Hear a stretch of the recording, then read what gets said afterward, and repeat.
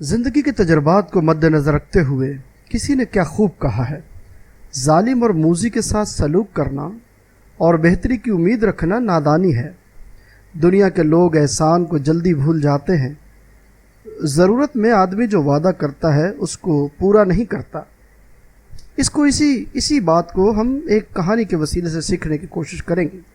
سنیے، ایک بھیڑیے کے گلے میں اتفاق سے ہڈی اٹک گئی۔ ہر چند کھانسا اور بتیری ابکائیاں لیں، مگر ہڈی نے نہ نکلنا تھا اور نہ نکلی۔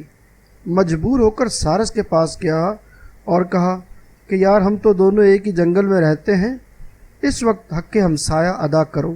میرے حلق میں ہڈی اٹک گئی ہے اور میری جان پر بنی ہے، مہربانی کر کے اپنی لمبی چونچ سے ذرا اس کو نکال تو دو، اور یہ کام میں تم سے مفت نہیں چاہتا، جو بھی تم کہو گے سو دوں گا۔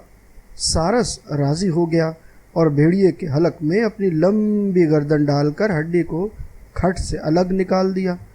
چند روز بعد بھیڑیا ایک شکار کر کے لایا اور دریا کے کنارے بیٹھ کر مزے سے کھانے لگا۔ سارس نے دیکھا اور بڑی خوشامد سے پاس جا کر کہا، آج میں بہت بھوکا ہوں، گوشت کا ایک ٹکڑا مجھے بھی دے دو۔ بھیڑیے نے تامل کیا۔